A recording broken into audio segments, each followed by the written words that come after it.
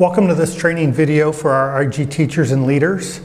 And I want to take this opportunity to share with you what the Columbia staff have been thinking about for the last 2 months that resulted ultimately in us establishing two church-wide goals for all of Columbia, all of the ministry areas, all of the language congregations, and how adult discipleship can support those goals as well. So, the Columbia staff was thinking about what we want to accomplish this year. We go back to the mission statement. What is Columbia's mission? And it is to ignite passion for Jesus Christ from Metro Washington to the world. And we actually have a strategy in which we seek to achieve that. And that strategy is discipleship. Jesus called and made disciples, and he called us to do the same. And at Columbia, we also have our discipleship definition, which is to give up the right to your own life in order to follow Jesus and become like him, as well as our discipleship model, which looks at identity, who we are, integration, what we do, and influence, wherever we are. And that is our strategy, is to develop disciples of Jesus. And Jesus gave us 2 tasks. And those tasks come from the Great Commission in Matthew 28. The first task is to go baptize people, and that is to bring them into the church. And then the second is to disciple them, to obey the teachings of Jesus. So to baptize and to disciple are the tasks that we thought about, the calling from Jesus, and what do we want to do next year as an emphasis. So the Columbia staff established 2 wildly important goals, or WIGs. And this is language from the book that we read during the staff retreat, which was the 4 disciplines of execution. So the first goal is to increase baptisms by 30% by the end of 2017. It's a pretty big percentage increase, but the English-speaking congregation had about 20 baptisms. So that only turns out to be about 6 people increase from last year. That is very doable. We think we can actually go well beyond that with some emphasis and extra attention that we will give it next year. The second goal is more daunting or more challenging, and that is to increase group participation by 30% by the end of 2017. We currently have just under 300 people as average weekly IG attendance. So we want to increase it by about 90 people. And I should just mention, I actually use group participation, not IG. And that's because there are some people who are in a midweek accountability group or a nexus group, and those are all included in this because this is ultimately group discipleship. And I just want to remind us, or just mention, that when I talk about numbers, we're really talking about people. So I hope this doesn't sound too corporate or technical, because what we're really talking about is how are we being better at disciplers. So right now, each ministry area is finalizing what they hope to accomplish sort of as area-specific goals, which will then support the church-wide goals of baptism and group discipleship, or group participation. So the first goal, I want to give you details about what we're thinking about for adult discipleship with regards to 30% increase in baptism. So we are creating 2 ministry area goals to support the baptism. One is that we would like 50 guest and regular attendees go through the Columbia Way course. We know that there are a number of people here at Columbia who have not joined the church because they have not wanted to go through the ritual of baptism, or they don't understand the value and significance of church membership. And so Columbia Way was specifically designed to respond to a lot of these questions and concerns. So the more people we can go through Columbia Way, the more people we believe will go ahead and move forward towards baptism. So what we want to do is personally invite 150 guests and regular attendees to go through the Columbia Way course. Some of these people are actually in your ignition group now, and you may want to excuse them for the 4-week cycle of Columbia Way, Or another option is to offer Columbia Way for your whole group so that everyone gets the chance to go through it together. The second goal is to have 200 first-time guests come to Columbia. And so this year, through November, we have about 90 adult guests come to Columbia, or at least those who have filled out a connection card that we know about.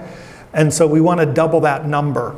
And the way we want to do that is we want to challenge and encourage Columbians to make 2,000 personal invitations to people who do not yet have a church home to come to a Columbia event. It could be a men's or women's event, it could be a trunk or treat, it could be a worship service or a Christmas event, whatever it may be, but we're trying to draw more people into the life of Columbia. And people will then take the next step, which will eventually lead to baptism. The second goal is the 30% increase in group participation. And we actually have 3 ministry area goals to support that. The first one, and it sounds confusing, but let me walk you through it. It is to increase the number of Columbians attending at least 60% of their group gatherings. To increase that number from 275 to 325 people. Many people belong to an IG, but they're not always regularly attending it. They may have a conflict, they may be out of town, they may be serving on Sunday mornings. And so we don't want people just to have an IG, but to be active participating in it. And so if someone belongs to a community, a Sunday morning ignition group, but can't attend, then we may want to redirect them to a weeknight opportunity that could even be, formed by the ignition group so that on a consistent basis they're part of a group discipleship process. And so to achieve this, what I want to do is Robin and I will be talking to you, the IG teachers and leaders, on a monthly basis, talking about how is your attendance, how is the group participation, what are obstacles people are encountering to group participation, and what are some creative solutions that we can have so that people are involved in group activities. The second goal is to have 75% of all of the first-time guests visit an ignition group. So we know many guests come, attend worship, and then walk out the doors. How do we better connect them to an ignition group? And so what we want to do is we want to have 90% of all of our first-time guests receive at least 2 personal invitations to an ignition group. They may come anytime during the first 3 months that they're a guest, but we want to make sure that they feel welcomed to at least one ignition group. And then the third goal is in light of the fact that we're going to be offering or having so many more people involved in ignition groups, that we're going to need to form new groups. So we set the benchmark at 20 groups, 20 new groups. And some of those will be Sunday morning ignition groups, some may be Wednesday night groups, and some might be small accountability groups or nexus groups. And to accomplish that, we're going to need to recruit and ask 60 Columbians to volunteer to step up and be a group leader. So that is our task for achieving a 30% growth in group participation. So increase baptisms, increase group participations. Those are the 2 church-wide goals.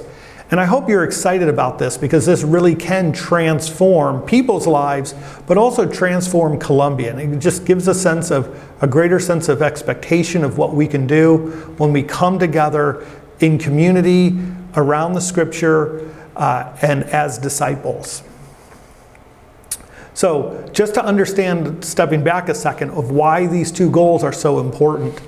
The big thing on the horizon, as you know, is the new building. We're less than $1 million away from securing the funding needed to begin the construction phase. And so already now we're envisioning and thinking about what will Columbia look like once the new building is built.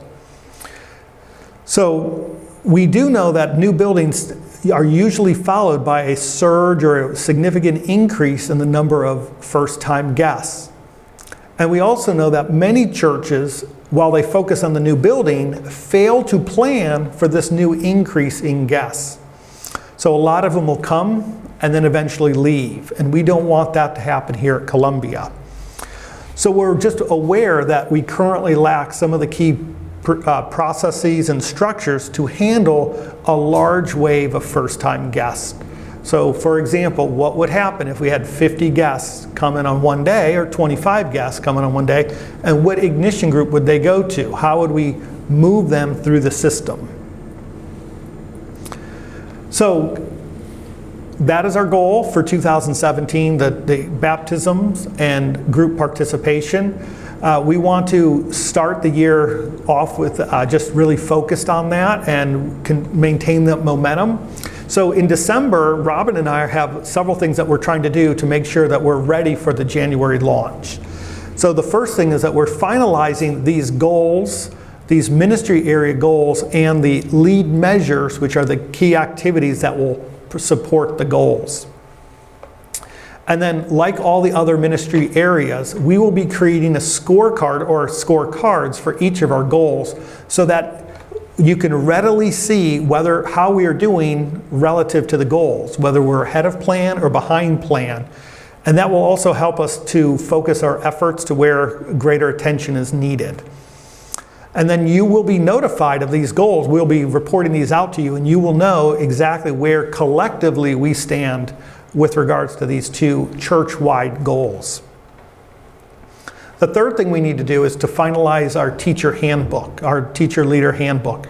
We're going to be forming new groups, and these new group leaders will have to be brought up to speed quickly, and this handbook will be one of those ways we do that. The second way we're going to help our new teachers and leaders is to offer specific training for them. So we're going to be scheduling quarterly trainings in addition to the normal recurring IG teacher trainings. And then we will also be scheduling, the last thing we're going to be doing is we want to empower you with our church database, or at least access to that database, so that you'll have contact information for all your group members and the first-time guests who come to Columbia. So you'll be reading more about that in an email or in future videos. So it's either you can access it on your computer or on your phone. And we do have some things that we would like the IGs to be thinking about during the next month. And we know we only have a few more weeks of actually meeting time. But one thing we want you to do is to review your rosters and look at your attendance for the last 3 months, which we will send you. And to update your rosters. We want to have nice, clean rosters January 1st. So identify who on your rosters are no longer participating in your group, who on your rosters come occasionally, but really need to think about also providing additional group time so that they can be more engaged in group discipleship. So that's the first thing, clean up your rosters. The second thing is to select a guest follow-up coordinator for each of our groups. We are going to be working with the connections team closely for the guest follow-up, and we want to make sure that we can connect every guest to a guest follow-up coordinator in each of our groups. And then lastly, we want you to think about who in your group can be groomed over the next year to lead a new ignition group or small group. It doesn't need to be a group separate from your group, though it may be, but it could just be part of a department. So please let us know about that as well. And that will actually be ongoing during the year. So that was a quick overview of our goals for next year and some of the details around it. We hope you are excited about this. We do think this will give us a clarity and a focus of what we're going to be doing next year. And the goal is to be just better at discipleship. So I want to thank you for all the leadership you provide each week and for your group.